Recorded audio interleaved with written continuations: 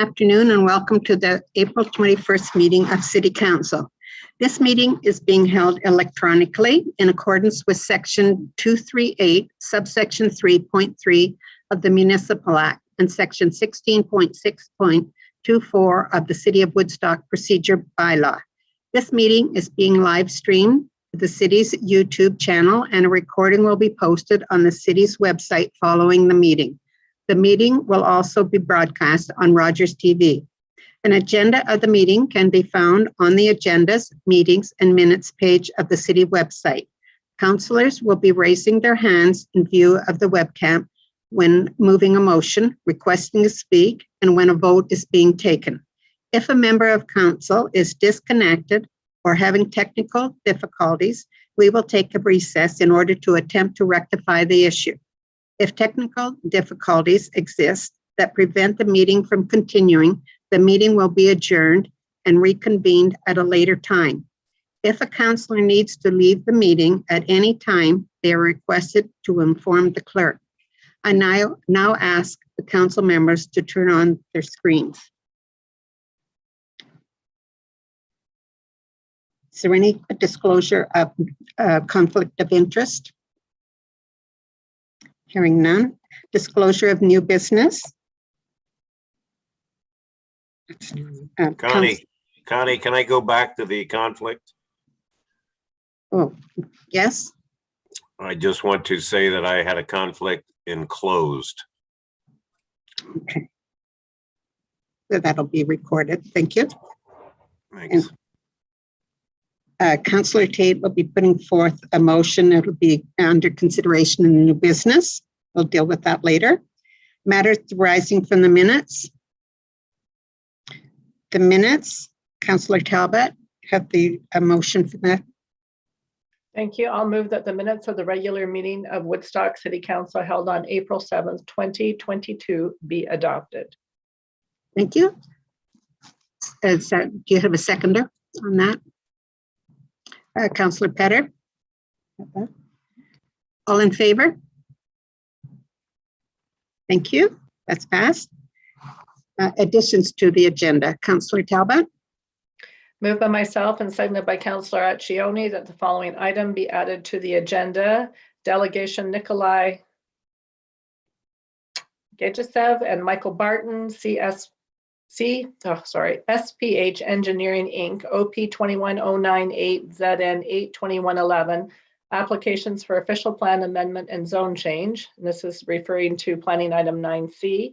And we have correspondence 10B from Jennifer Dunn, Executive Director, London Abused Women's Center, letter of support. Thank you. Are there any questions on that? All in favor? Thank you. We'll move on to the delegations. We have no presentations today. And I'll call on Mr. Simpson, Director of the Public Works, Oxford County, and Jamie Cameron, KPMG LLP, and Bruce B. Beaver, KPMG LLP, Joint Transportation Service Delivery Review. And this delegation has requested additional time, approximately 20 minutes. Thank you. Go ahead. Thank you, Acting Mayor Lauder, and thank you, members of Woodstock Council, for the opportunity to present a high-level overview of the Joint Service Delivery Review for the arterial transportation network across Oxford County. As Acting Mayor Lauder noted, I'm also joined today by representatives from KPMG, being Jamie Cameron and Bruce Peaver. They'll be taking over the lion's share of the presentation. If you could just advance to the next slide, please. Just before I hand it over to KPMG, I just wanted to update council on a bit of the project background and just understand spheres of jurisdiction and so on. So again, as you can see here, Oxford holds non-exclusive municipal authority over highways, including parking and traffic on highways, where both the upper and lower tier municipalities have the power to pass bylaws. All of the arterial transportation network is currently owned by Oxford County, to which we also operate and maintain all of the transportation system with the exception of the arterial road network located within the urban limits of Ingersoll, Tillsonburg, and Woodstock, which are currently operated and maintained under service contract to the county. So just a little bit about how the service delivery review came to be. You can see there were some of the key dates. The fundamental report was Oxford County Council Report CS 2021-14 back in March of 2021. That's where we received formal direction from County Council to pursue funding for the joint service delivery review on the arterial transportation network.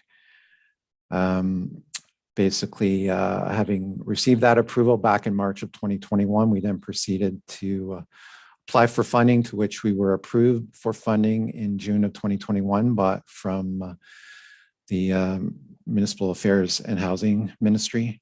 From there, we worked on preparing the draft terms of reference and circulated a draft RFP out to all area municipalities for comment before releasing that RFP to market later that month in July. I did indicate when the bids were received, we only received a single bid from KPMG, at which point we did reach out to all of the respective area municipalities just to see if they were comfortable awarding the bid to KPMG, given that all of the technical requirements were met. The response we got back is everyone had confidence with the single bid and were favorable proceeding with the assignment. So basically we awarded that assignment back in 2021.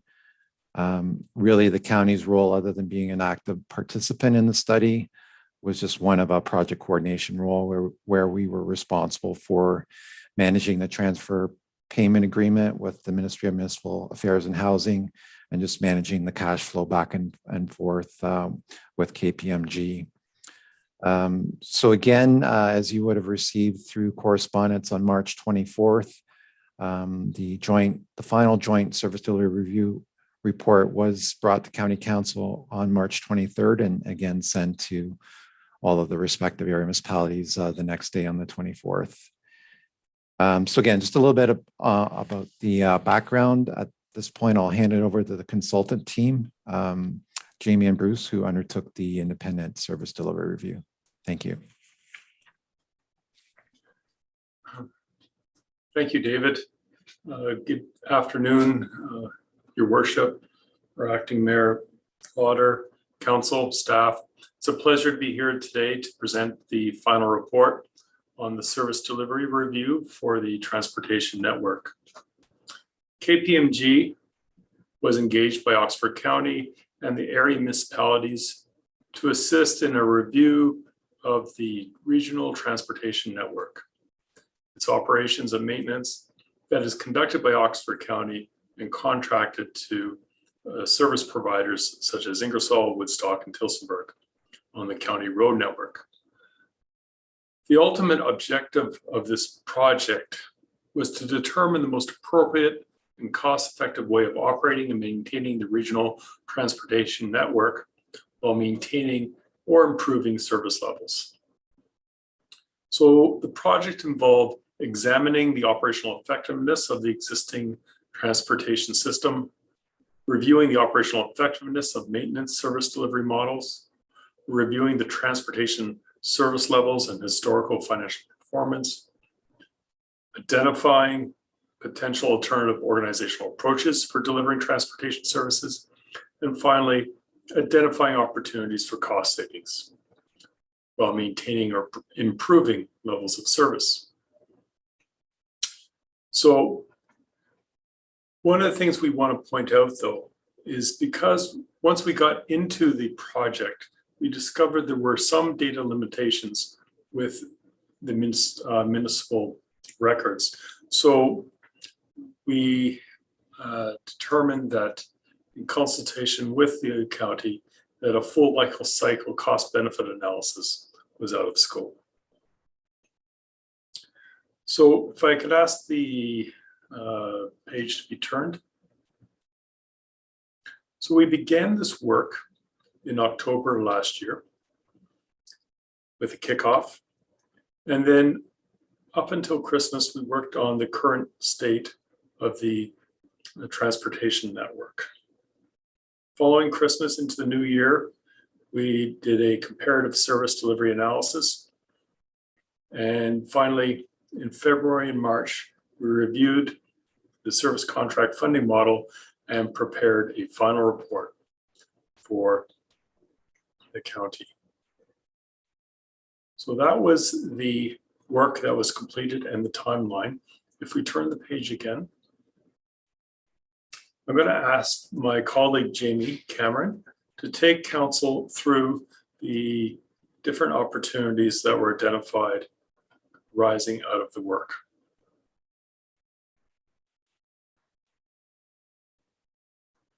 Jamie?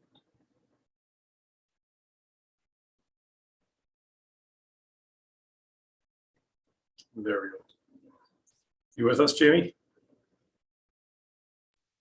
My apologies. As Bruce said, I'm going to take us through the next 7 opportunities that were detailed in more detail in the report that was distributed previously. Our first opportunity was based on a current state analysis of all the road activities performed by Oxford County and its area municipalities on their road networks. As Bruce said, without the ability to isolate any municipalities spending on the county roads versus their municipal road network, for analysis, we calculated our metrics using the total road expenses, but focusing only on the activities that would be performed on county roads. And that was averaged over a 3-year period.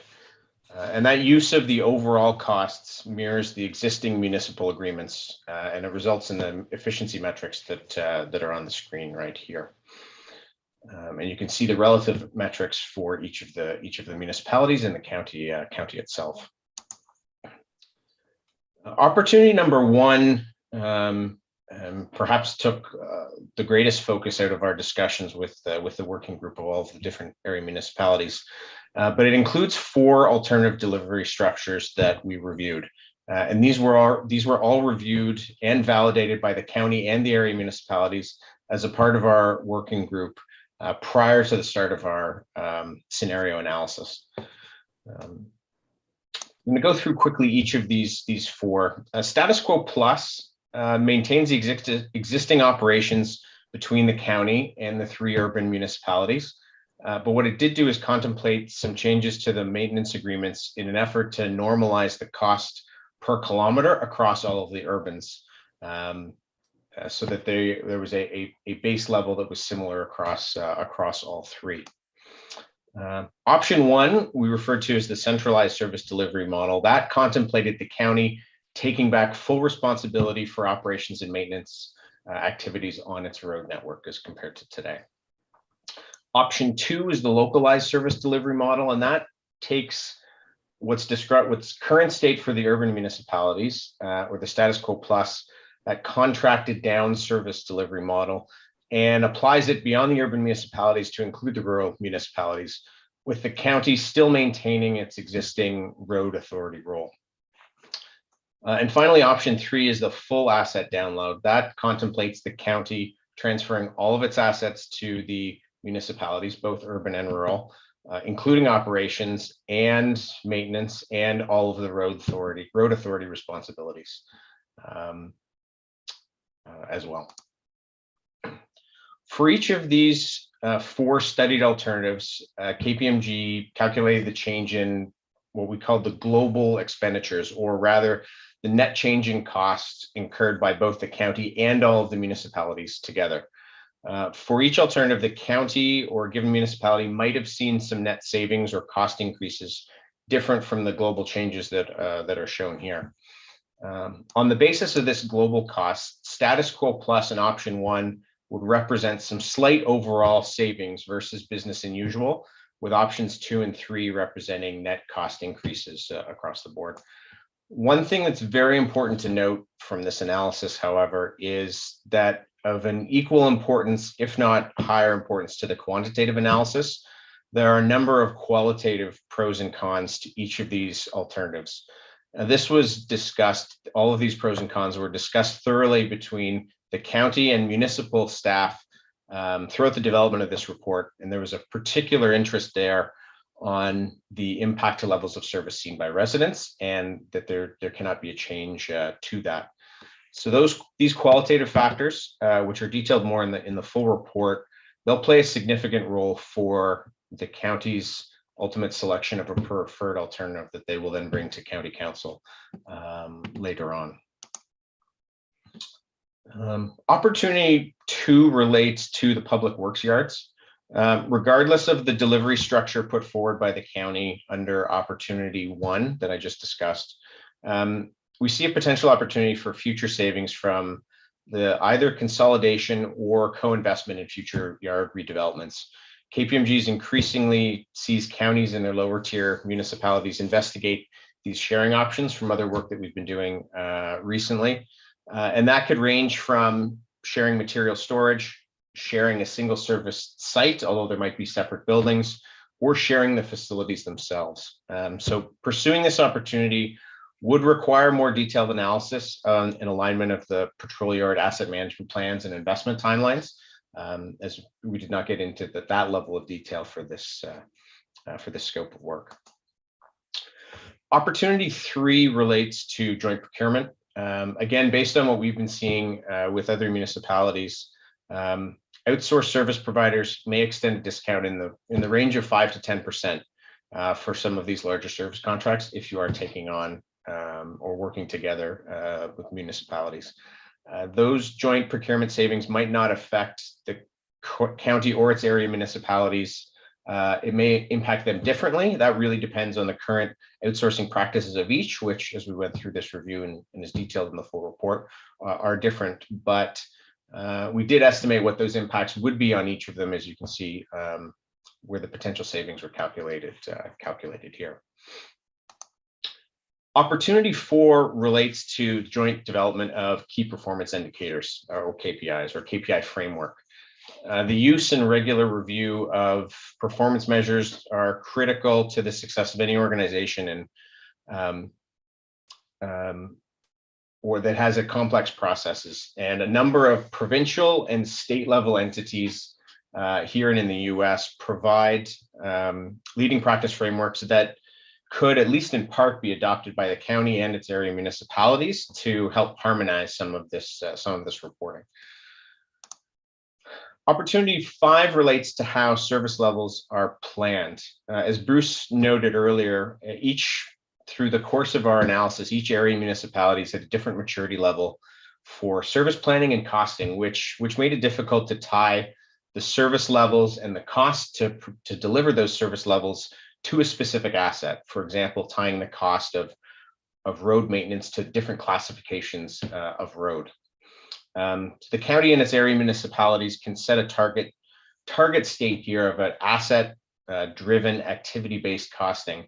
And that really will be aided by the maturity should already be coming, given the province's mandated municipal asset management planning regulation, the final phase of which, phase 4 deadline, comes in January 2025. So the actions in that asset management maturity will naturally make it possible to have some more granularity in this type of planning in the future.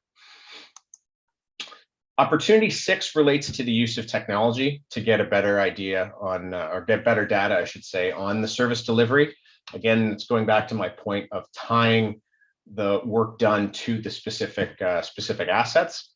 During our current state analysis, it was noted that not all of the county and its area municipalities are fully using GPS technology to gain visibility into its transportation services and operations. Adoption across the board would allow everyone, the county and the municipalities, to directly tie that service provision to the road assets.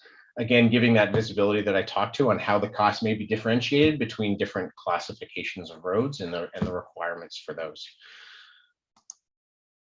Finally, opportunity 7 related to the organizational structure requirements for each of the alternatives that we talked about in opportunity number 1.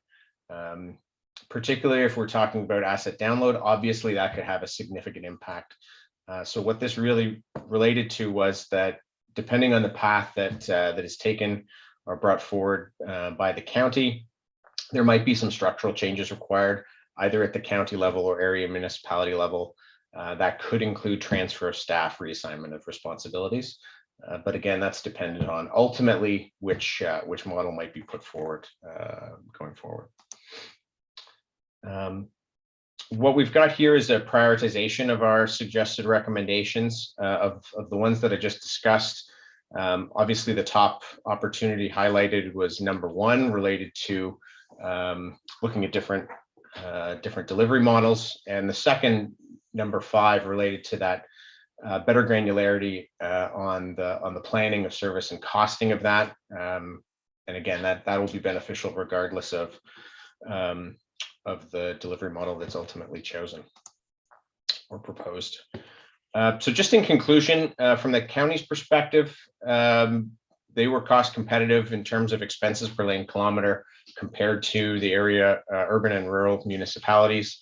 As I said before, each area municipality is at a different maturity level for that service planning and costing. It did make the comparison challenging given some of the available data, but from the working group that we had, that had staff from all municipalities in the county, they all agreed that we can work together to improve that data, the detail of the data, the granularity of that cost data for everyone's benefit. As I noted before, quantitative assessment showed the potential overall savings of that status quo plus or centralizing, but as I also noted, the county and its area municipalities ultimately must weigh those against the qualitative factors for each of those to determine what a preferred option may be. And the county may alter one of those alternatives in its ultimate staff report that will be coming along afterwards. But lastly, regardless of the option that's chosen, the other opportunities that I spoke about, it's worth exploring as a group those cost saving opportunities related to the joint procurement. And again, that's whether that's joint procurement for services, material, or ultimately facility investments, as I described before.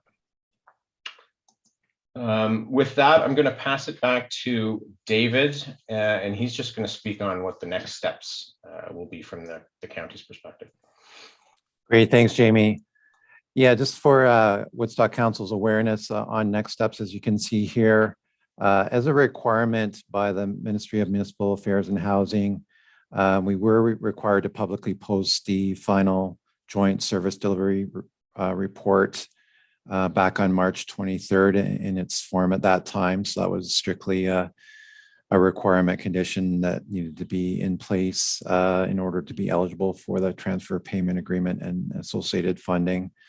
So that document's already public, as similarly that aligned with the same date the information document went out as part of the County Council information report.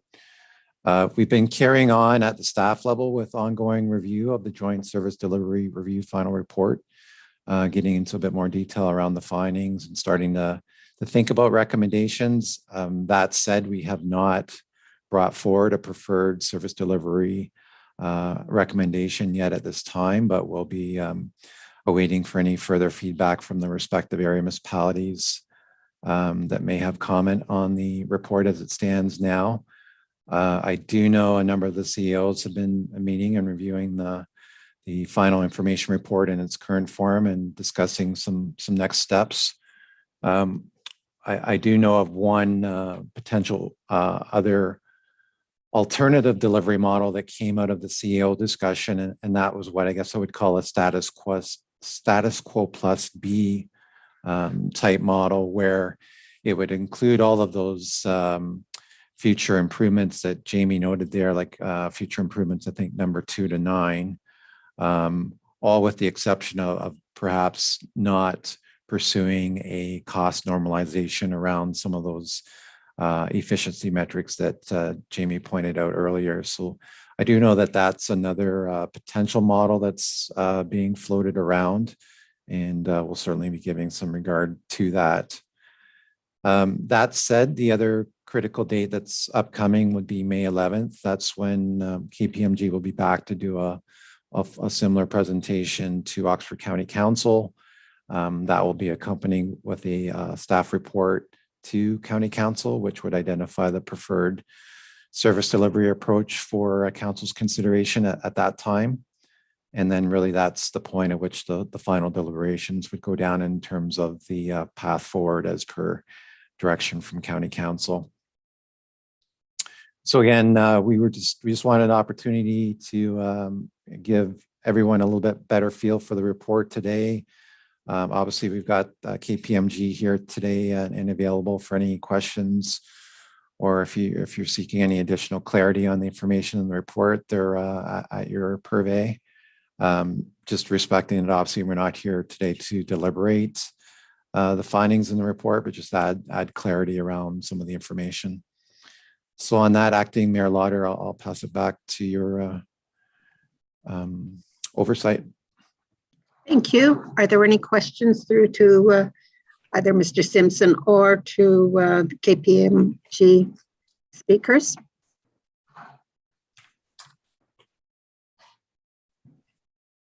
Back here.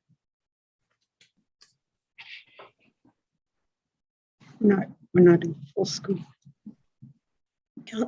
Councillor Lauder, I had a question.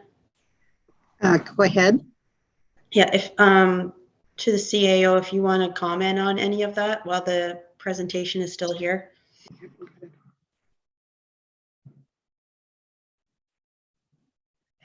Take theirs off. Okay. Good afternoon, Madam Chair, through to Councillor Tate. Yes, Mr. Simpson is correct. The CAOs have been meeting to discuss the content in the report. We've been presented with the various drafts of this report since early March. And, fundamentally, our opinion and our position is that the report is just fundamentally faulty. But it's not the result or issue of KPMG. Any faults with respect to the report are derived from the directions that have been given to KPMG from Mr. Simpson with respect to the options that are being studied. And specifically, I'm just talking about this direction to normalize costs, to impose a standardized level of service and cost for county road maintenance across the county. This isn't a policy or a direction of County Council. This is a policy of Mr. Simpson. And this direction, it just demonstrates a lack of comprehension of municipal function.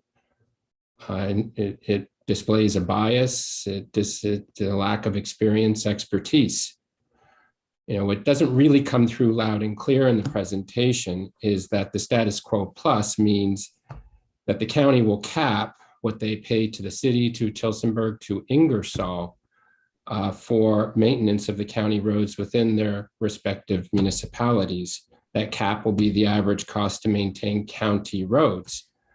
But that average cost to maintain county roads are rural roads because those are the only roads that the county maintains. And fundamentally, the cost to maintain a county road is significantly less. When you're plowing a county road, you're plowing at speed and you're throwing the snow as far as you can to get it into a curbside ditch, roadside ditch, or into the farmer's field. When you're plowing an urban municipality county road, you're dealing with parked cars, you're dealing with streetlights, you're dealing with sidewalks. You can't drive at speed. It takes multiple passes. So of course there's going to be cost differences between maintenance activities in an urban environment as opposed to maintenance activities in a rural environment. From any perspective, this just doesn't make any sense. At a high level, the 3 urban municipalities pay 58% of the county levy, and we have less than 8% of the county road network. So the county is deriving the taxation from the urban environments, not just to pay for the roads, county roads within the urban municipalities, it's paying for a majority of the cost of the road maintenance within the rural municipalities, which I'm not suggesting is wrong. it is just a fact. But urban municipalities, the county generates that significant proportion of taxation from the urban municipalities because we have the greater assessment. We have the greater assessment because we have greater density of development. We have a greater density of population. Because we have a greater density of population means we have more traffic on our roads that demand higher levels of service. We have more population, meaning we have people who demand more services within the urban environments, which means we have public transit. Because we have public transit, we have a need to maintain our roads to a much different standard than you would in a rural municipality. This whole study ignores this fundamental principle of how municipalities function. At the individual service level, meaning at the snow plowing level or at the pothole patching level, the cost sharing formula that is used right now is simply the proportion of county roads divided by the city roads multiplied by a factor to recognize the fact that county roads are wider than city roads. But the reality is that when we're plowing, we have 8 plows out of the road in the majority of our major winter storm events. Those 8 plows are focused on the arterial roads, which is an engineering term, meaning your primary thoroughfares where the majority of traffic is, which is the county road network. So the county is paying for the average cost of our snow plowing activities. It's the cost of plowing the county roads and the cost of plowing the local residential streets. So, but the majority of our effort and our cost and our staff resources and equipment is meant to maintain those higher traffic roads, to keep those roads open during those winter events, because that's where the traffic is.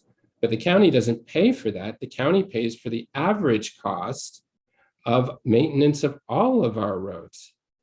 When we do pothole patching, when we're doing a pothole patching on a local street, it's 2 men with a flatbed truck. When we're doing pothole patching on a county road, a Highway 59 and Norwich Avenue, there's significant extra cost associated with traffic setups or a duplication of equipment and manpower because you need blocker trucks to keep your staff safe. Does the county pay for that? No, they pay for the average cost of all of our pothole program. So, what this means is capping at this normalized cost in actual dollar terms, which wasn't revealed in the presentation. The city right now bills the county about $400,000 annually to maintain the county road network within the city. And that's representative of the average cost of maintaining our roads. So in dollar terms, bringing that down to the normalization, I believe that means that the city would only be paid $150,000 going forward for maintaining county roads, and the difference of $250,000 would have to be funded by the city taxpayer, not the county taxpayer. So forget the fact that the county is deriving a much higher proportion of taxation from the urban municipality. This is essentially a recommendation to shift tax burden back to the city away from the county. And it's just fundamentally flawed. And the problem is that this same directive colors all the other options in the report. So any option where it looks at another service provider, like a township providing maintenance to the county roads, includes this bias in the analysis. And so it's not just looking at the status quo plus, it's looking at the other options. We still have this same bias applied. And so, with respect to this report, I say exercise extreme caution. If this report is to be used for decision-making, it will drive wrong decisions. An example, I believe, is that in the option that studies the county taking over the road maintenance in the urban municipalities, all three urban municipalities of Ingersoll, Tillsonburg, and Woodstock, the county would only require 2 additional snowplows. We have 8 snowplows on the streets in a major snow event. They're talking about only 2 additional snowplows in the entire inventory to assume the work of all of the county roads within the 3 urban municipalities. If that were to come to pass, I expect council will be receiving a lot more phone call complaints about level of service. So just in conclusion, we're very disappointed with the report. And I don't want this to color KPMG's work. KPMG delivered the report at the direction of the client, the county. But this report needs to be read with extreme caution with respect to any use of it for decision making.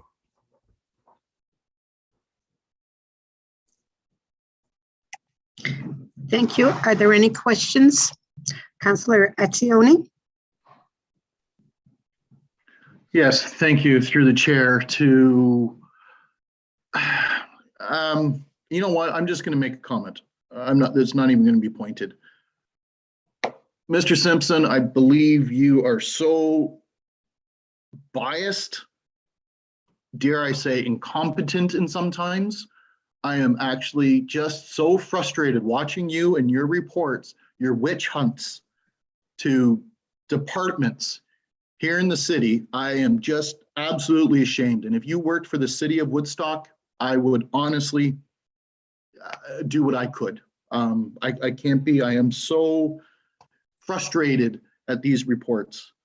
Acting Mayor Lauder, will there be a point of order with this personal attack, or is this just open season? No, I'm pretty well done here, but I think that we'll just leave it there, Accioni. Councillor Accioni, I think that you certainly have made your point there. So thank you very much. And may I continue to KPMG? And I appreciate the reports. Thank you. I do think the miles per kilometer scenario, I don't like that. I think, as the CIO mentioned, I don't see why that is such a big factor in, for the reasons that the CIO mentioned. So, but thank you. thank you. Are there any other questions? Thank you to the presenters. And we'll move on to the next delegation, which is Nicole Gagnev, sorry if I'm pronouncing this wrong, and Michael Barton is SPH Engineering Inc. on a plan OP 21-09-8 and ZN 8-21-11, application of official plan amendment and zone change, 80 Wellington Street, 503, 507, and 515 Main Street, and 89 Reeve Street. And this reserves to a planning item in 9C.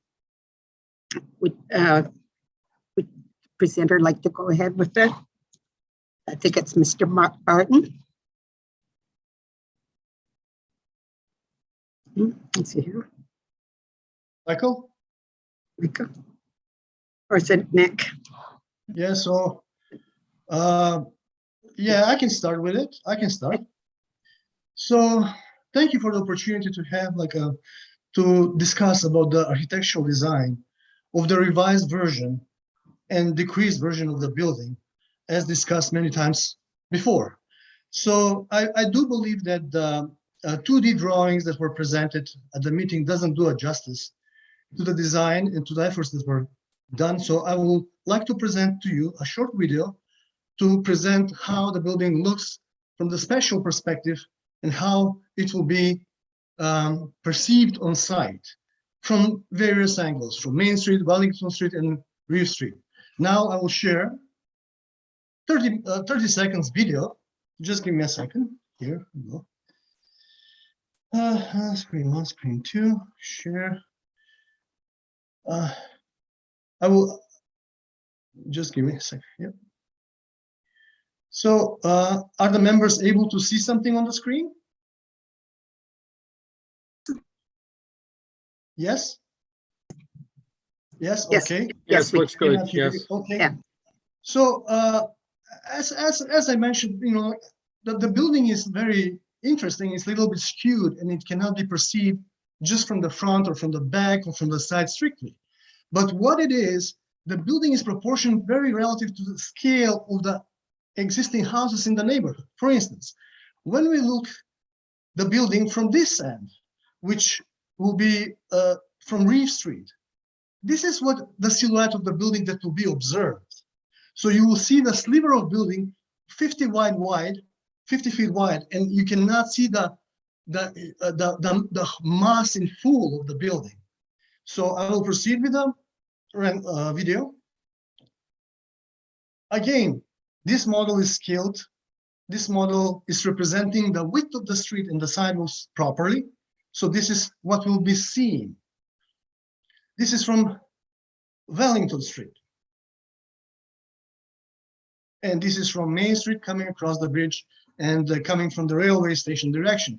As you can see, the building from this side has like a larger mass, but is broken down in partial segments that will, and the building itself is not a huge and overwhelming building. So this is that view, okay? And this is the view from the back end, now reduced for 2 stories. So the building is reduced for 2 stories. Features are changed to help the privacy of the residents adjacent to this building. For instance, the balconies are removed from the corner units and they're oriented only to the south, towards the railway station.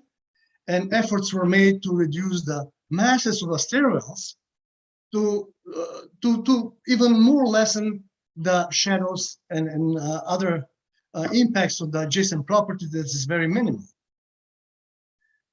So I will end up with a video presentation now, and I will start with the file, the analysis comparison between the building that was firstly proposed and where we are ending up now with a reduced building, so last 2 stories. So as you can see, these angles are completely taken from the same distance, from the same cameras. So you can see that the objective and the concerns that the councilors had at the time, that this original building is maybe a bit overpowering, although it satisfies the shadow studies, so it's properly addressed. The building shrunk more than 25%. So we're coming to 6 stories, which are even not fully 6 stories because the parking is lower than the other stories. So we're talking realistically about 5 3/4 tall building stories.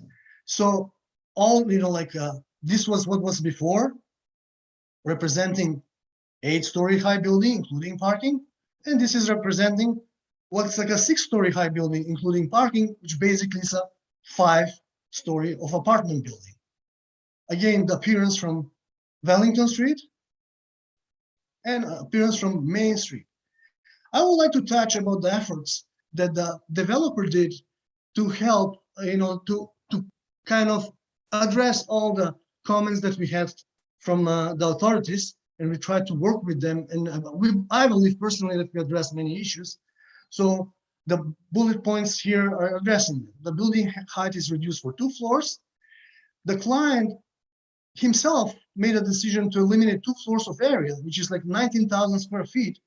So that was eliminated to achieve this goal, reduce of the height of the building. The balconies I mentioned. And now I will want to get back to some comments made before a couple of days, where it was not clear about the density, which was explained through acres, through hectares, and whatsoever. I would like to make it very clear. The property size now, it's allowing 44.37 units, which what that means? Means that if you divide the area of the property with the square footage of the apartment as per the zoning by law, which is 65 meters, then you get 44 units. The owner brought the units down from 56 to 50. So we are lacking of 6 units. So considering the amount of reduction of the floors and the area that the developer will help the developer to make this building financially responsible and successful. He gave up already enough spaces and areas, and the feasibility of this, financial feasibility of these projects for the owner for this time stops at 50 units. So now we're talking about 5.5 units or 6 that are questionable in this development. So I'm involved in more developments across Ontario and outside Ontario, and especially in Brantford, which is very close to you and very relatable to like city of Woodstock. So usually we are able to find some compromise on these items. And what I'm hoping for the council to see the efforts that were invested in the sensibility of the design solution and the development on this property, and hopefully bring the decision for this development to happen. I will touch one more on the positioning of the building.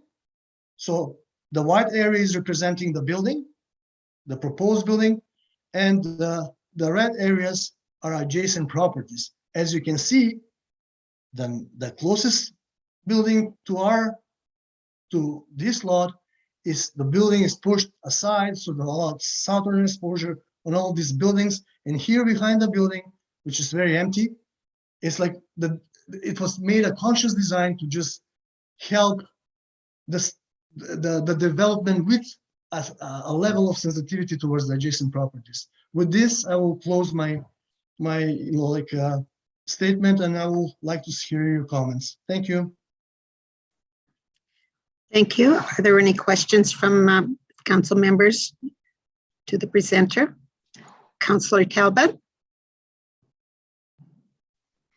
Thank you, Acting Mayor Lauder. It's more of a comment. I wish that when you had done the video and the schematics that you had placed the original streetscape that exists there now into the video as well, so we could see in comparison how the project reflects on the existing neighborhood.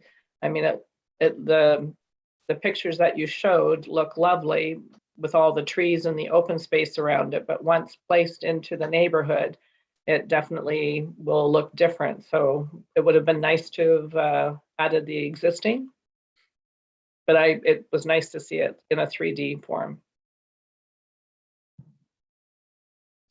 Thank you. Yes, I agree. May I? Yes, go ahead.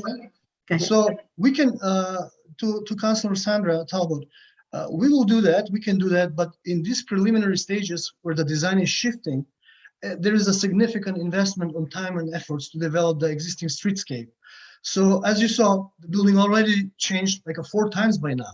So, but point taken, we can extract the existing building as masses, at least like a white cubuses, like a gypsum models. So that can be done. It's not impossible. It's possible. Thank you for the comment. Are there any other questions or comments? Thank you for your presentation, and we'll be dealing with this a little bit later. So we'll go back. We have could I have a motion on the transportation joint transportation service delivery review? Councillor Accioni and Councillor Tate. Councillor Accioni, would you read the motion? Yes, thank you. The Woodstock City Council refer the presentation regarding the joint transportation service delivery review to staff for a report, please. Thank you. Is there any discussion on that? Councillor Petter?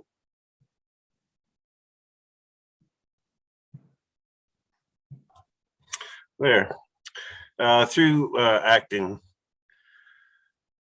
Mayor Lauder, I would just like to comment on Mr. Simpson. Mr. Simpson works for the county, and I don't know whether he's good at his job or bad at his job, but he works for the county. So I understand the slant that he comes at when we get these reports. I'm very fortunate, we all are, in having CAO Mr. Creary here to analyze these reports and to give the Woodstock side of things, because he works for us and he works for the city of Woodstock. Mr. Simpson doesn't do that. So I don't, like I said, I don't care to talk about Mr. Simpson's ability to do his job. He's probably representing the county, in our estimation, too fiercely, and trying to get them whatever jobs are out there versus the city. I do know that as a delegation, he's not going to have the power of point of order. So I wanted to make sure he understood that. But second of all, I just want people to understand that there is a bit of an infighting going on here, and we will do our best to represent the city of Woodstock to make sure that we don't get taken advantage of by the county. Thanks.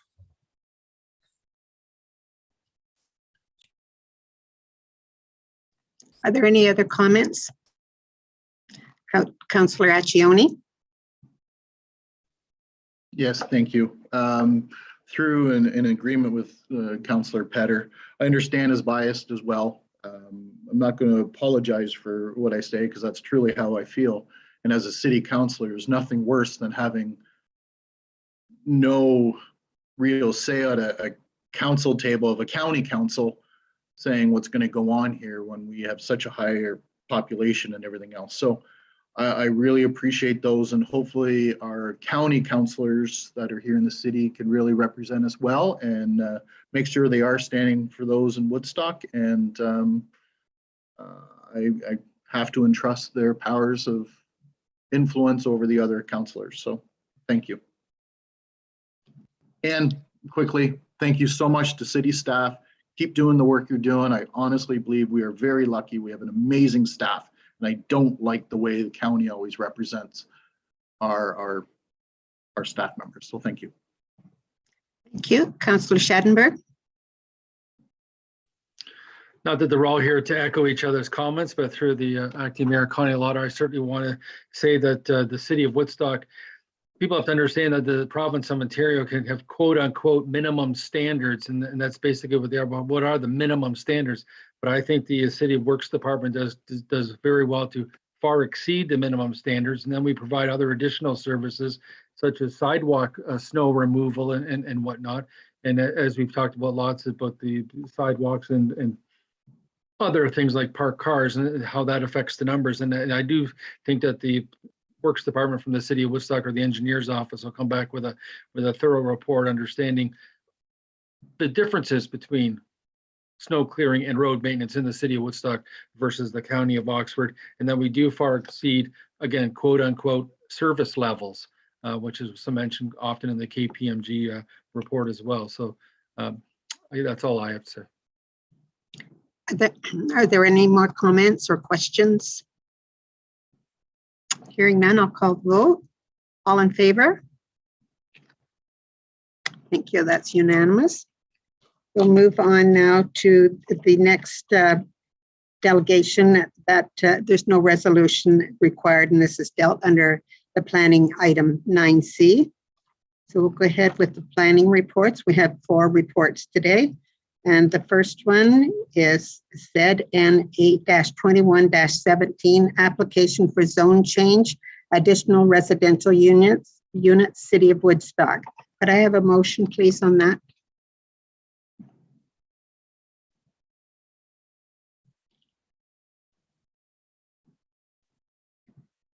Councillor Talbot, would you like to do the motion for the ARU?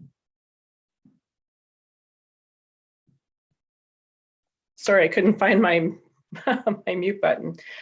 I'll move that Woodstock City Council approve application ZN 8-21-17 to implement zoning provisions for the establishment of additional residential units in the city of Woodstock. And further, that City Council direct staff to monitor the establishment of additional residential units, ARU, over an approximately 12-month period with a view to reporting to Council on ARU activity and to obtain further direction from the Council regarding the potential expansion of ARU development in the city.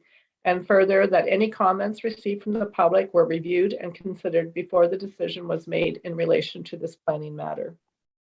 Thank you. Could I have a seconder, please? Councillor Schadenberg. I'll ask Mr. Huff to do the presentation.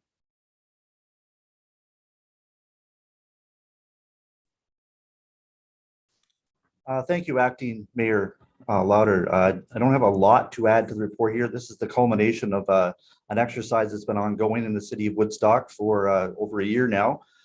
Council is aware that we recently brought forward policy amendments to the official plan on this same issue that were adopted by council and were subsequently adopted by county council. These amendments that are before you here today are essentially the amendments that we've been talking about for the past, let's say, year plus in terms of zoning provisions that would be applicable to the city of Woodstock. The only change that I would suggest to you that is different is that from the time that the last time we considered these, from the public meetings in December till now, we've had further discussions with your staff, being the city building department in particular, about some of the provisions that were initially identified for that would apply to like entrances and appearances of buildings. And it was determined through two things, really. The first is that a lot of the entrance issues that were identified in the provisions are really better suited to building code issues. Now, I know a lot of municipalities have identified these things in their zoning bylaws, but I certainly appreciate the perspective of the city building department that a lot of that is addressed through the building code. On top of that, there are actually provisions in the zoning bylaw already that speak to issues of access and entrances and entrance locations in terms of, stairs in the front yard and that sort of thing that would be limited by the current zoning provisions of your city's zoning bylaw. The second part of that is that because the bylaw that's in front of you today, in accordance with council's direction, is limiting the applicability or the implementation of the additional residential units at this point to essentially your R2 zoned areas. And that's the areas that we identified as being primarily areas that have been subject to this type of development in the past.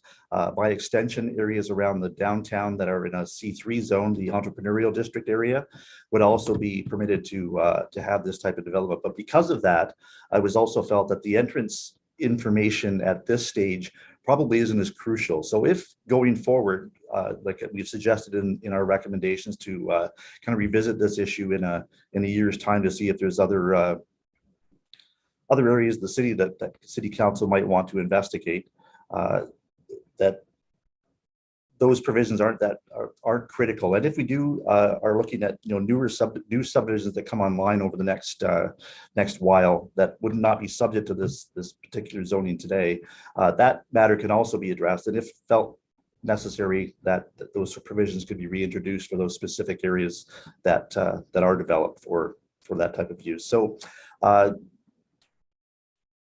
those are my comments, Acting Mayor, and be happy to entertain any questions you might have. Thank you. Thank you. Are there any questions through to Mr. Huff? Councillor Schadenberg? Maybe I seek clarification from Gord Huff, as asking Mayor from Acting Mayor Connie Lauder to our community planning office. For example, I'll use the example of Fairway Road in Woodstock, where there's obviously detached houses being built, but they are in fact up and down duplexes. But I want everyone to know, and I think it's important to know, that those fit the zoning, and those fit the zoning that was implied for that street.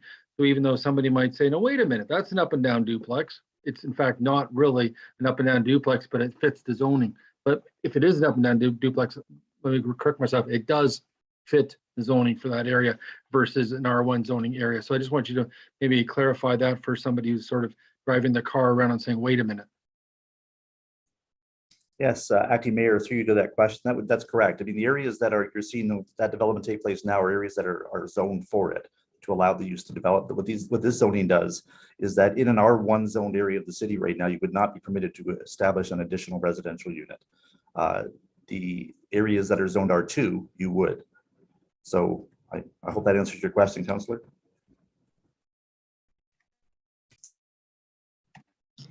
Thank you. Councillor Accioni? Thank you. Through the chair, of course, to Mr. Huff. I want to say thank you first off for listening to city staff and everything with your reports. You can tell the input.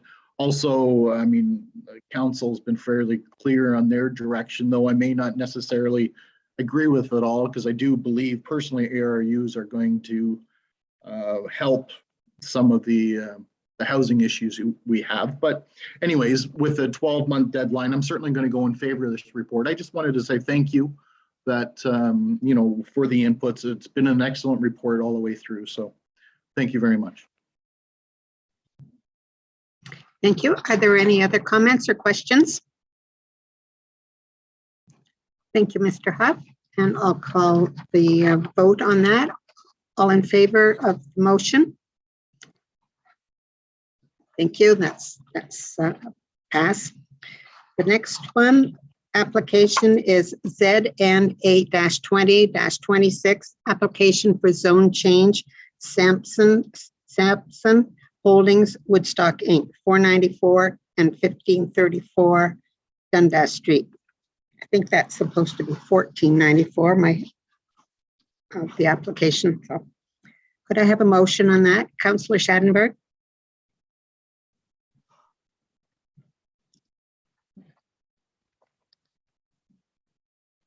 I'll second it. Oh, sorry. Councillor Schadenberg, go ahead with the motion. That Woodstock City Council approved the application for lands described as Lot 8 and Part Lot 9, Plan 1626 in the city of Woodstock to rezone the subject lands from Special Highway Commercial Zone C4-33 and Special Highway Commercial Zone C4-35 to amended Special Highway Commercial Zone C4-35 and Special Highway Commercial Zone C4-50 to satisfy a condition of B 20-74-8 and facilitate the redevelopment of the enlarged lands, and further that any comments received from the public were reviewed and considered before the decision was made in relation to this planning matter. Thank you. Ms. Hassler, would you like to go ahead and present? Thank you. So the application for zone change before council today is an application that proposes to rezone lands that would be satisfy a condition of severance. As I believe as Councillor Schadenberg pointed out, this was previously, these lands were previously severed by consent application B 20-74-8, and they were approved by the Land Division Committee in July 2021. And the applicant at the time severed the lands outlined in the blue from the lands outlined in the red, and they were added to the lands in the green, which had, as council likely recalls, there was a house, a small single detached dwelling on these lands. And so that house has since been removed, and the applicant is proposing to, first of all, eliminate the split zoning that will be on the newly enlarged lands, and then also is requesting site-specific zoning to facilitate a 5-story hotel and a restaurant on the subject lands. On the retained lands, the applicant has already constructed a restaurant, a gas station, as well as a car wash. And so the applicant is also requesting two site-specific relief from the zoning bylaw as well for this parcel, which are a result of the new the new lot line. And so they are with respect to setbacks for parking and rear yard setback. Staff generally, we went through the application more thoroughly on Monday night. I'll just show you a quick see the site plan here. The staff are supportive of the application. Currently the subject or the current zoning and the designation, the service commercial designation, allow for hotels and motels and restaurants and gas stations, as well as car washes. So all of the uses are permitted on the subject lands. The C4 or the highway commercial zone has a maximum height of 36 feet, which is 11 meters for a hotel. And in this case, the applicant is proposing a 5-story hotel. Staff are satisfied with that request for relief, as we feel that the area is characterized by a mix of industrial and commercial type uses. And so we don't feel that a 5-story hotel will have a negative impact on surrounding uses in the area. Further to that, the applicant has requested site-specific relief to accommodate both the hotel and the restaurant. And again, we don't feel that there will be a negative impact on the surrounding properties. We also feel that it's appropriate for the for the development, as the applicant is proposing, although they have identified these as two separate parcels, they will be using the parcels as a single parcel. So they have access easements as well as parking easements across the sites. So although there's relief for the setbacks on the eastern and western lot line for either property, it will appear if you're on the site as though it's a single property. And so in our opinion, the setbacks are really not a problem, and it'll allow the sites to act as a single parcel, which reduces the number of accesses and any sort of traffic congestion that would occur if they were two separate sites. Further to that, we feel that it's a good use of the site. It's an underutilized site at the time being. It's currently vacant. The applicant has put a good development on the eastern side, and this will complement that development as well. So in light of our review, we would recommend that this application be approved by council. Thank you. Are there any questions or comments?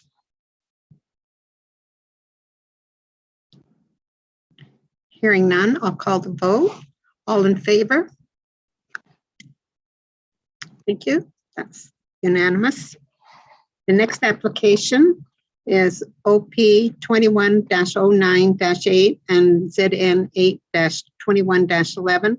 Application for official plan amendment and zone change supplementary report 2653009 Ontario Inc. 80 Wellington Street South, 503, 507, and 515 Main Street, and 89 Reeve Street. Could I have a motion, please? Councillor Schadenberg. And a seconder. Councillor Petter. I can go ahead. Go ahead. Yeah, the Woodstock City Council supports the application to amend the county official plan file number OP 12-09-8 submitted by 2653009 Ontario Inc. for lands legally described as parts 2 to 5, block 12, plan 34 in the city of Woodstock to redesignate the subject lands from entrepreneurial district designation to a site-specific entrepreneurial district designation that permits a residential density of 178 units per hectare and a maximum height for an apartment building of 6 stories on the said lands. And further, that the Woodstock Council approves the zone change application file number ZN 8-21-11 submitted by 2653009 Ontario Inc. for lands legally described as part lots 2 to 5, block 12, plan 34 in the city of Woodstock to rezone the lands from entrepreneurial zone C3 to special residential zone 4, which is R4, to facilitate the development of a 6-story apartment dwelling house on said lands.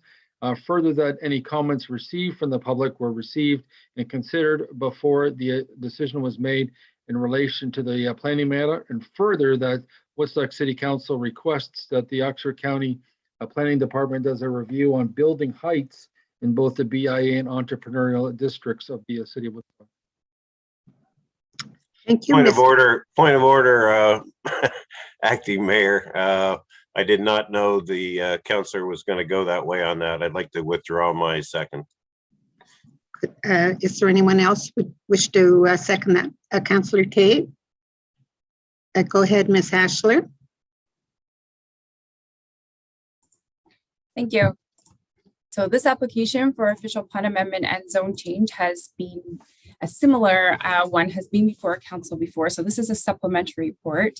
So the applicant at this point in time has, just by way of a little bit of background, the applicant has assembled a number of residential properties in the city's central area, which is considered part of the downtown. This more specifically is in the entrepreneurial district, which generally permits low and medium density residential development. And so the applicant has assembled these parcels and is proposing to establish a 6-story apartment building on the subject lands with 50 residential units. Previously, the applicant proposed an 8-story apartment building with 56 residential units. Staff were not supportive of the application. However, the applicant at the council meeting asked for the application to be deferred. And sorry, that was back in December. The applicant asked for the application to be deferred, and then they went back and they revised the proposal. And so that's what we have before us today is the 6-story revised proposal with the 50 units. And so with that, the applicant is still seeking to amend the official plan to increase the overall density. And so they're looking to go to a special entrepreneurial district designation, which would allow up to 70 units per acre. And then also with a maximum of 6 stories in height. The current designation allows for a maximum of 4 stories. And then with that, the applicant is also requesting a site-specific zoning to facilitate the development of the apartment building on the subject lands. So generally speaking, staff appreciate definitely that the applicant has revised the proposal and has reduced the height of the building, as that was a concern previously. And they have reduced the number of units as density also was a concern. At this point in time, although they have revised the proposal, staff still have concerns with the overall height and the overall density, as we feel generally it doesn't maintain the intent of the policies, the current entrepreneurial district policies. Further to that, I should point out too that, I should say that being said, the application was circulated to a number of agencies. The agency comments were generally supportive of the application. There is some site-specific relief that was required. The building department indicated that they are supportive of the relief that is required. Further to that, the application also was subject to public notification with respect to the original application, as well as this supplementary report and the revised application. The first time around, we received comments from neighboring property owners, which were generally related to the height of the building, compatibility with surrounding dwellings, shadowing traffic, parking, garbage, and snow removal, as well as sightlines.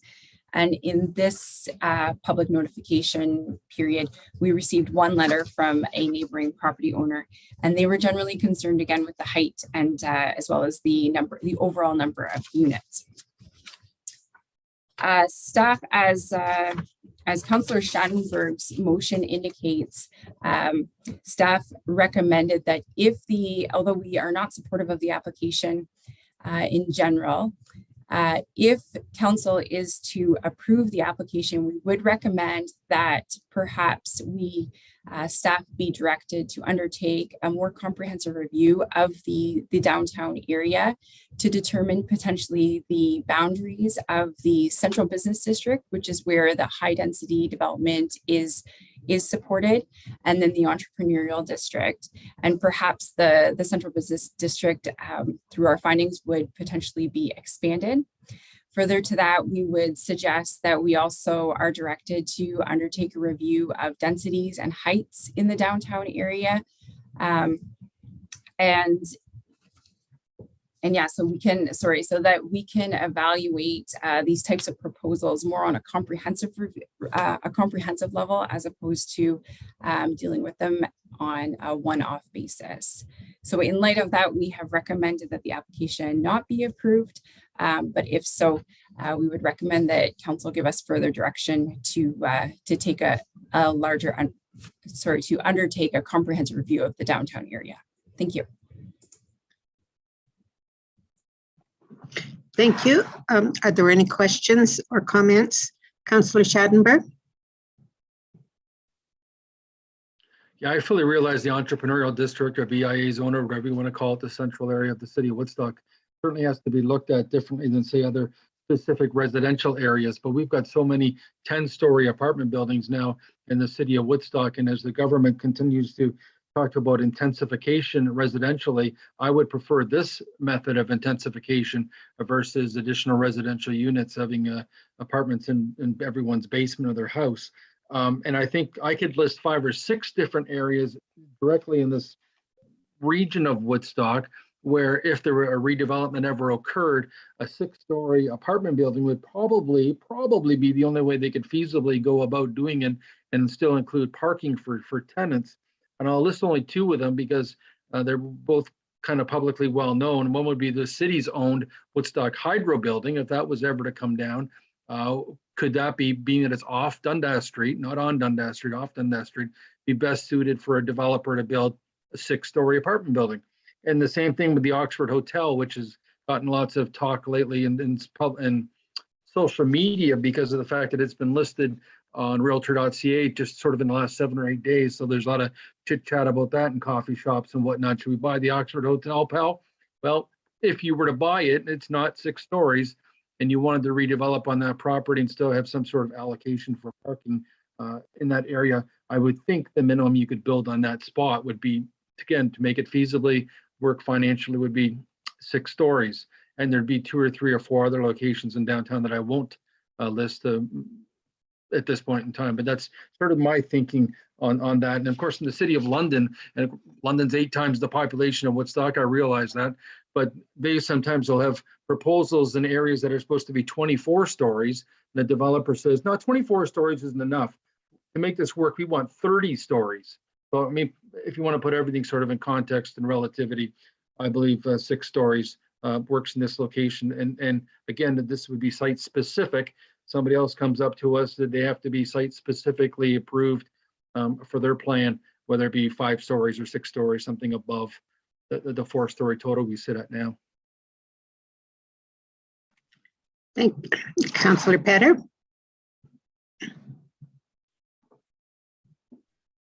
Through the acting mayor to Councillor Schattenberg. With all due respect, I'm totally diametrically opposite with you on this one. When they started this whole procedure, I think it started at 8 and now they're down to 6. And as I told them on Tuesday night, keep going. You'll get there eventually. 4 sounds really good. And I don't know whether 5 would be a good saw-off or not. I don't really care. And I'm not interested in how much money they're going to make. I'm not interested in anything except I don't think that size of a building in that particular area is going to work. I don't believe we need to be that concentrated and have to give in on the concentration limits that we have. I'm fully in support of what the planning department, the reasons they are saying no. If we want to have the planning do the research and come up with different ways to go at this, that's fine with me. But as far as this application goes, I'm not in support of it. Thank you. Councillor Accioni. Thank you, through acting mayor, of course. I'm torn on this one, I'll admit. I agree with a few things that Councillor Schattenberg has mentioned. I realize the need is there and everything else. Even his statements about the ARUs, I understand that, but I've got to say my gut still is here with Councillor Petter. I don't think that location is the right spot to have such a big building and everything else. I appreciate the work they're putting into this and I appreciate the need. Again, the location just does not fit every single time I drive by there and I look and it hits me every time. So for those reasons, I will not be supporting this. Thank you. Councillor Talbot. Thank you. Through to the acting mayor, Lauder. I won't be supporting this either. I think it's very similar to Councillor Petter. They need to go down. I may be able to live with 5. 4 would be better. And I'm just looking at the other new buildings that were introduced pretty much in that specific area, the heights and the challenges that the neighborhood, I mean, it's a huge adjustment. And I'm just looking at a few other places where we've introduced higher density in the form of an apartment building into older neighborhoods. I definitely realize that we have to have more high density in order to stop doing as many boundary adjustments as we're doing in order to have places for people to live. But I don't believe that this particular area can handle a 6-story building in that location. I don't think it's appropriate. And like I said, Might have been able to do 5, 4 would have been better. Thank you. Thank you. Councillor Tate? Through your chair, I am going to support the motion. I agree with Councillor Schadenberg's comments. I understand Councillor Petter and Councillor Talbot, fully appreciate that. But we did pass one down on Oxford Street that's 5 stories, but it looks like it's 6 because there's parking underground and it's in a complete residential neighborhood next to a school. I think the issue is what Councillor Schadenberg is bringing forward, that we look at the size in all of the downtown and maybe it should be changed. Thanks. Thank you. Are there any other comments? Okay, I'll call the vote on that. All in favor? Opposed? Okay, that's lost. Could I have the motion as it is presented to us from the planning?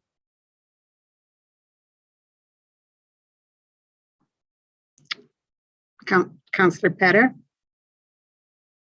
And second by Councillor Accioni. Go ahead, Councillor Petter. Something tells me this is going to be 3-3. Okay.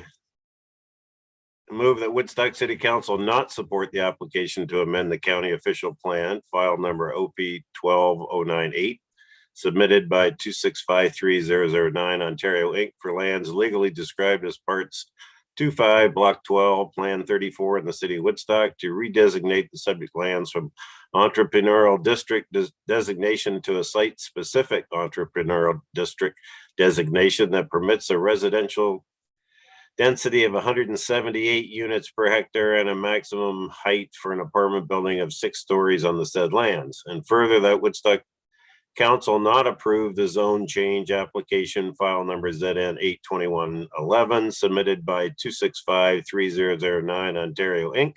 for lands legally described as part lots 25, Block 12, Plan 34 in the city of Woodstock to rezone the lands from entrepreneurial zone C3 to special residential zone 4 R4 to facilitate the development of a 6-story apartment dwelling house on the said lands, and further that any comments received from the public were reviewed and considered before the decision was made in relation to this planning matter. Can I just ask, sorry for Councillor Petter reading that all up, but could we do a deferral instead of Yes. turning it down? And then if they can come back with a smaller. Yes, I'm just speaking with the deputy clerk, and I think that's probably the best way to go, to have a deferral. So it's a lot of oxygen. I'm never going to get back to that as long as you understand that. Could I have a motion then to defer this until the next meeting? Councillor Tate and second by Councillor Accioni. Just go ahead with your motion. Just a motion to defer. Okay. All in favor of the deferral of this? Thank you.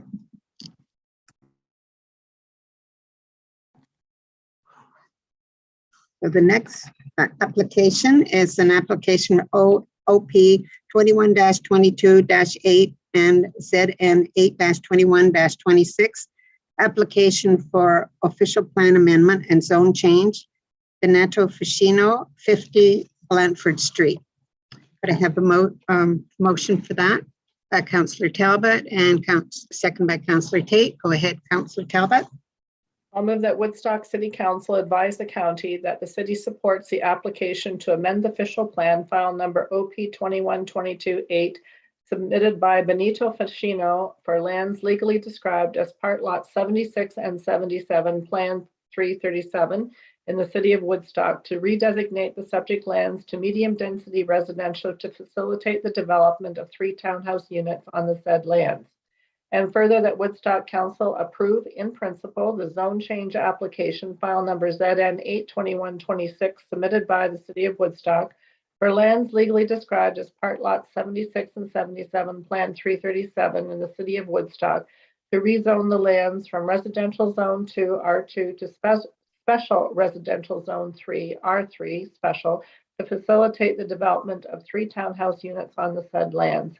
And further, that any comments received from the public were reviewed and considered before the decision was made in relation to this planning matter. Thank you.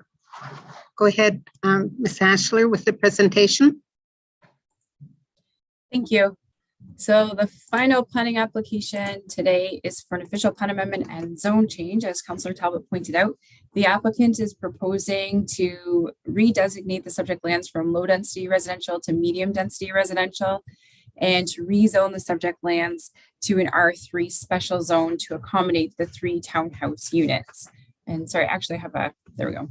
And so the applicant is proposing to construct 3 two-story townhouse units with each having a single car garage as well as a parking space in front of each garage.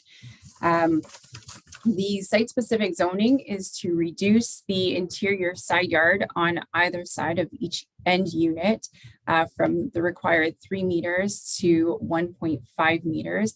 And then just to give council a kind of a point of reference, is a single detached dwelling can be 1.2 meters from the interior side lot line. And so in this case, staff were supportive of that reduction from the 3 meters to the 1.5 meters, as it's actually set back further than a single detached dwelling. And so we still feel that there's adequate space for grading and drainage, as well as access around the buildings and maintenance of the buildings. As you can see too, the applicant is proposing the interior unit will have its own single car garage with access, its own access to the rear yard, as opposed to having some sort of access easement across the back of one of the other exterior units. So this is actually, I think we talked about this on Monday night, it's usually preferred by the future owners or tenants to be able to access their own rear yard from their garage, as opposed to having to walk through what's perceived as someone else's yard. So generally speaking, staff are supportive of the application, although the applicant is going from a low density to medium density. The form of development resembles what's already in the area. There's townhouse development immediately west of the subject lands, and there's a real mix of uses in the area. There's commercial uses on Dundas to the south, there's the fairgrounds to the northeast, and then a mix of residential low density singles, and then the house units. And so we feel that it's appropriate to rezone and redesignate these lands to accommodate the 3 units.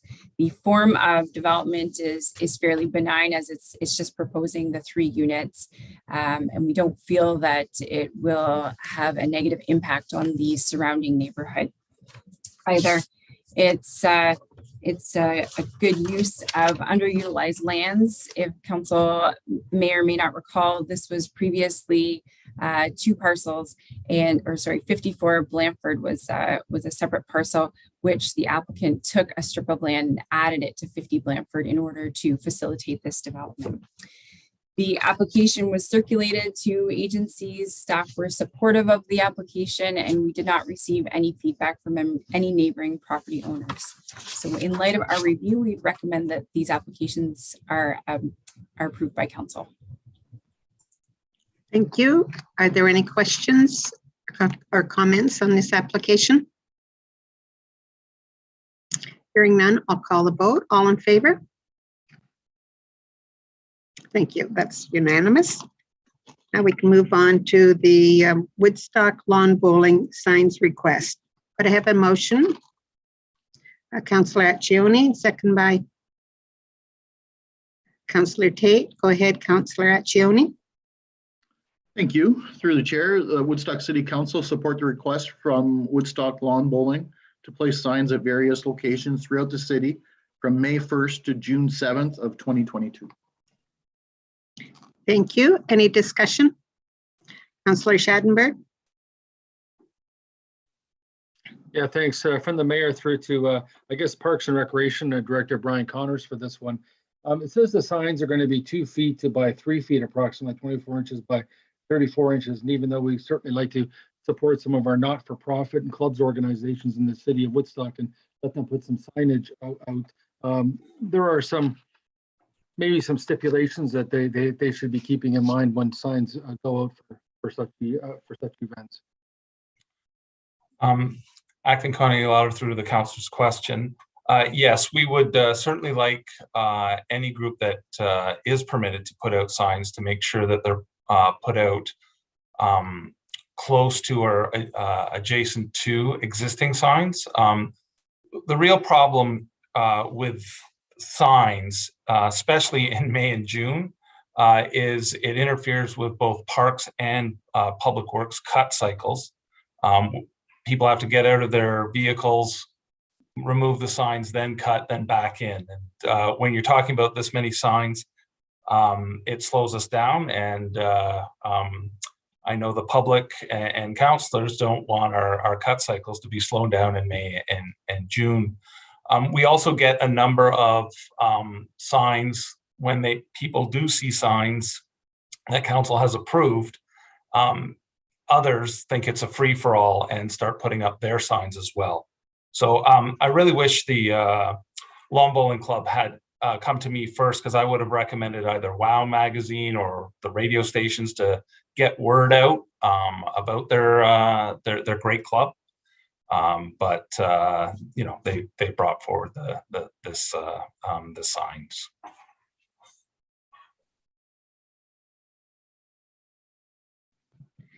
Thank you. Are there any more comments? Councillor Schadenberg?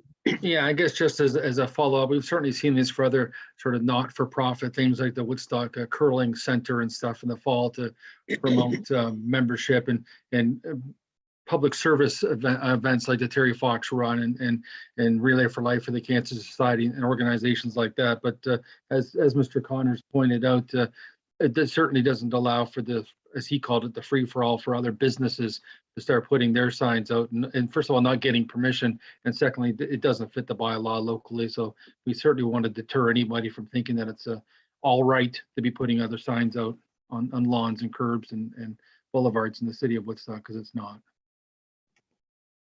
Thank you. Are there any other comments or questions? I'll call the vote. All in favor?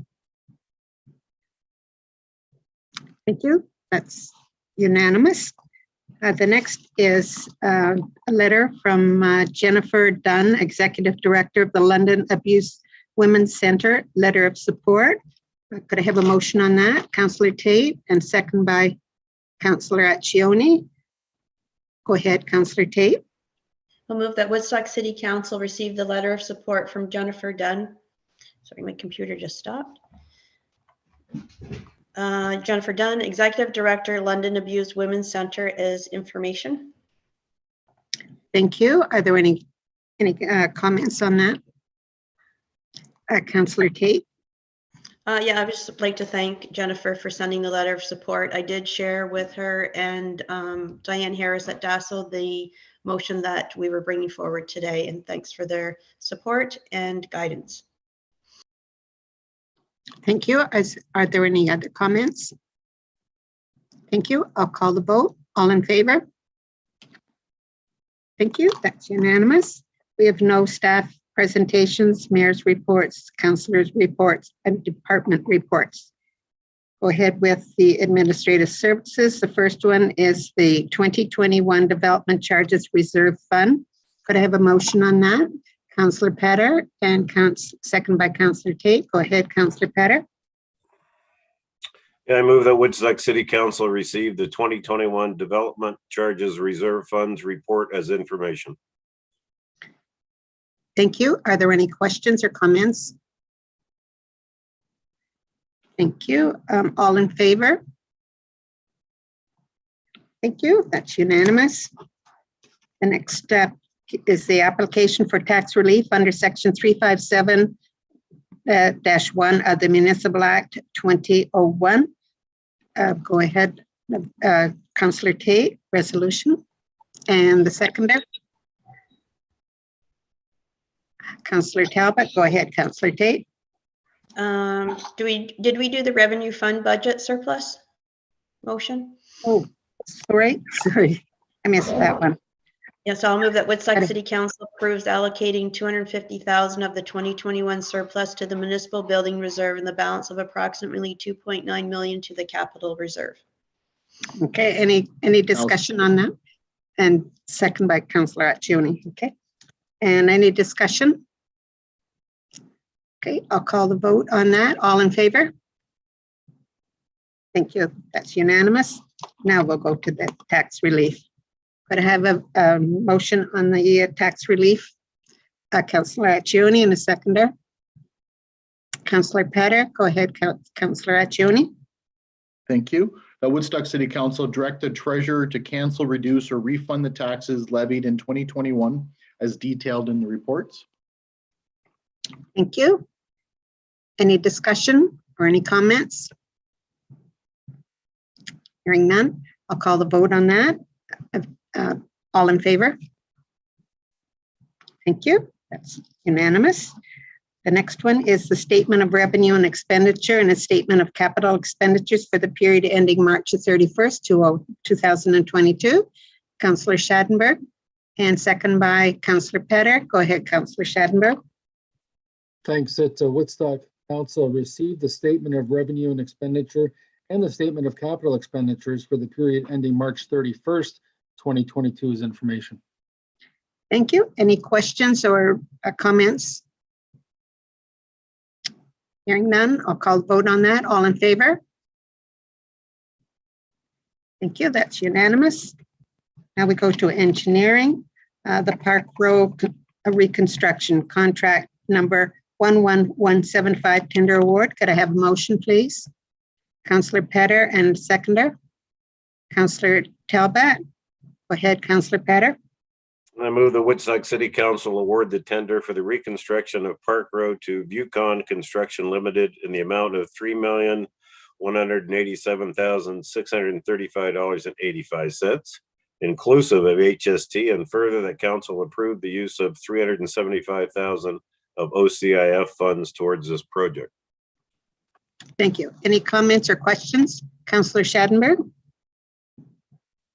Yeah, I guess to the acting mayor, Connie Lauder, to Harold DeHaan from the engineering office. Just want a quick question. I noticed that the amount of the successful bid is still higher than what the city had allocated for the project. Can you give us a quick explanation on how that works, therefore, when this occurs? Acting mayor through to the councillor. Yes, the county, as part of our road reconstruction projects, we usually upgrade the underground infrastructure also. And as part of this project is we're replacing the water main and sanitary sewer along with the storm sewer. The sanitary sewer and the water main, as you know, are currently owned by the county, so they pay that portion of the project, which is why our portion is less than the full total contract amount. Any other questions or comments? Hearing none, I'll call the vote on that. All in favor? Thank you. That's unanimous. And continuing on, Petula Avenue Sanitary Pumping Station, contract number 13938 tender award. Could I have a motion on that, please? Councillor Petter, and second by Councillor Tate. Go ahead, Councillor Petter. Move the Woodstock City Council award the tender of the Petula Avenue Pump Station to Kingdom Construction Limited in the amount of $5,852,552.50, inclusive of HST. Thank you. Is there any comments or questions on that? If not, I'll call the question on the vote. All in favor? Thank you. That's unanimous. We have nothing from Cultural Services or Parks and Rec. The next one is Economic Development. Proposed sale of city-owned land between Windermere Crescent and Wellington Street North. Could I have a motion? Councillor Talbot and Councillor Accioni second that. Go ahead, Councillor Talbot. I'll move that Woodstock City Council declare a small strip of city-owned land running between Windermere Crescent and Wellington Street North as described in the report as surplus, and further that City Council authorize the mayor and clerk to sign an agreement of purchase and sale with interested property owners abutting the subject site, and that the necessary bylaws be prepared. Thank you. Are there any questions or comments? Hearing none, I'll call the vote. All in favor? Thank you. We'll move on to the proposed sale of city-owned land between Briar Hill Road and Ferncrest Road. Do I have a motion on that, please? Councillor Schadenberg, second by Councillor Accioni. Go ahead, Councillor Schadenberg.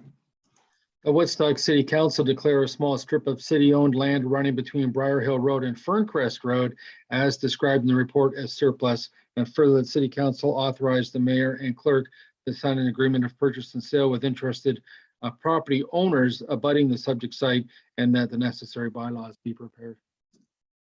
Thank you. Are there any questions on that or comments? Go ahead, Councillor Schadenberg. Yeah, from the mayor, I guess, through to, not sure who would answer the question, maybe just from the Economic Development Office, but specifically, if these are properties abutting the subject site, who decides who's going to get the extra width of property between the say the east family and the west family? Sure, fair enough.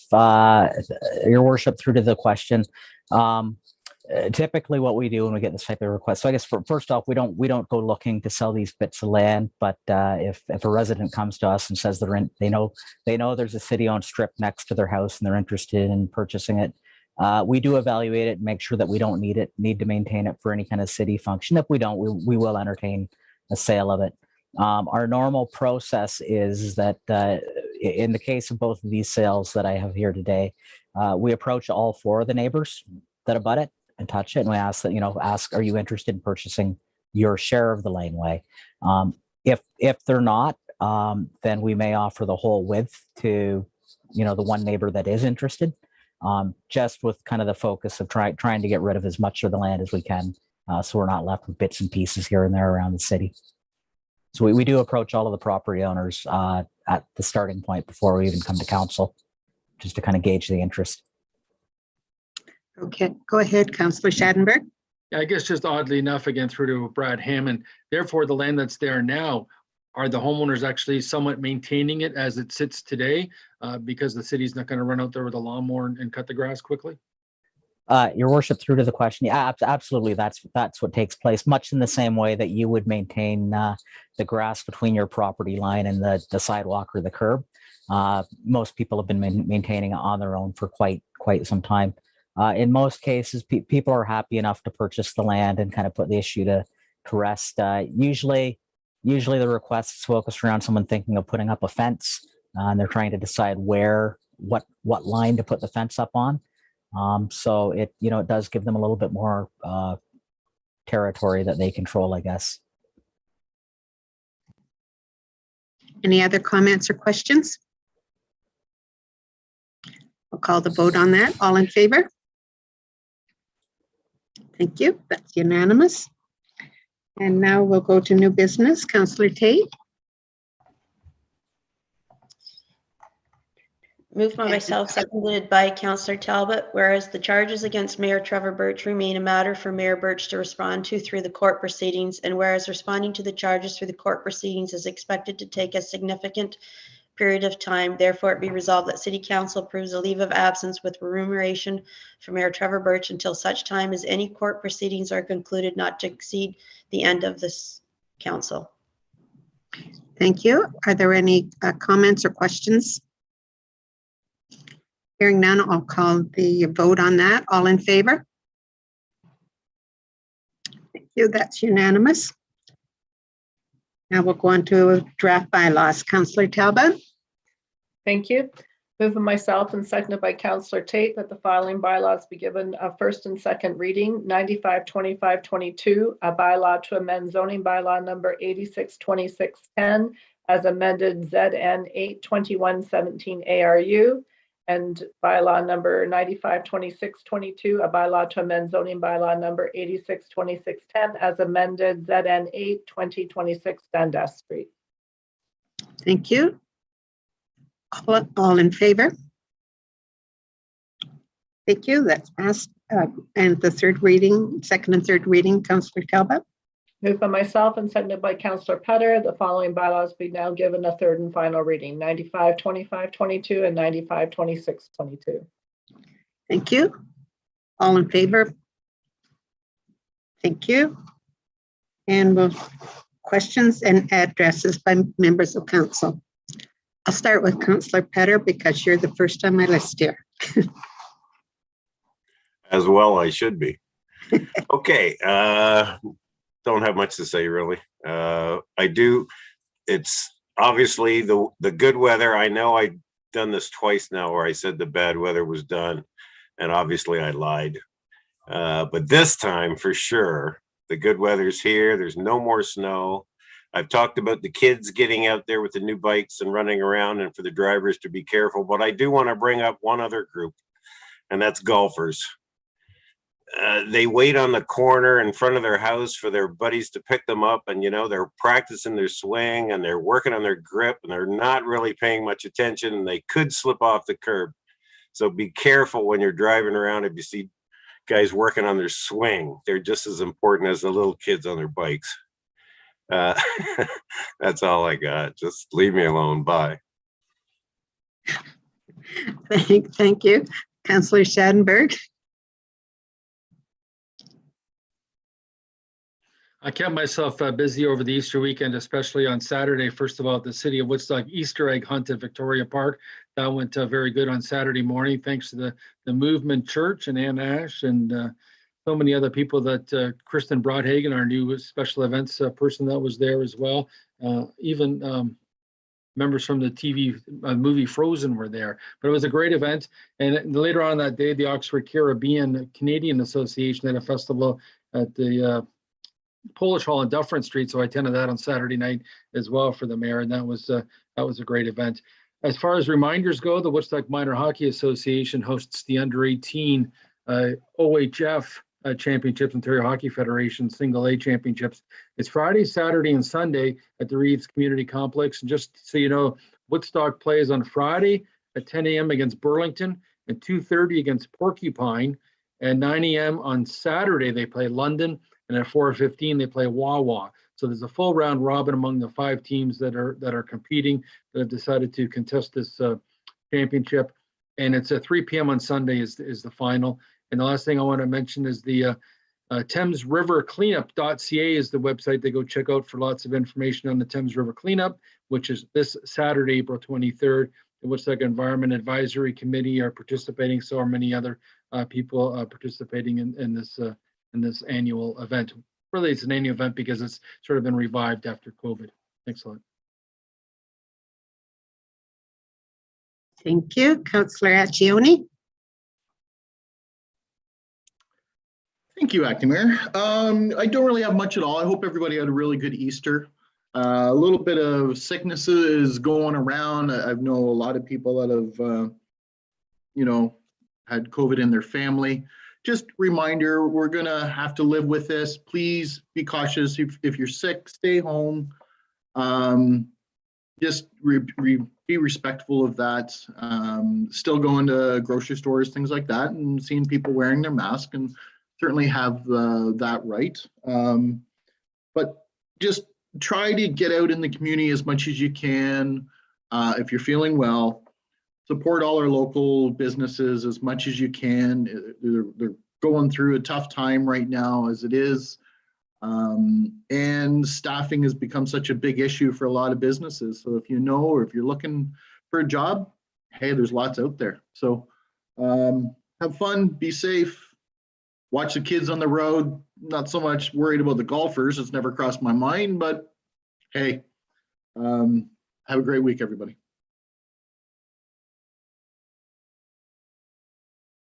Thank you. Councillor Tate. Thanks. I just wanted to mention, I know it's been mentioned that Brad Jansen is retiring April 29th, but I haven't said anything yet. So I was waiting till the end before we do, and that we will miss him greatly. I've said this lots of times, mostly at budget meeting, because he's not usually at our meetings, but he's given a lot of his time. He's been a great ambassador for the city. His job entails that he works weekends and evenings, and he's given that up for the city. and appreciate him greatly. And for all of you that don't know, I found this out from a close friend of his. He enjoys Wolf Blast Yellow Label Red. So if you happen to feel generous and you want to give him a gift, he really enjoys it. Thank you.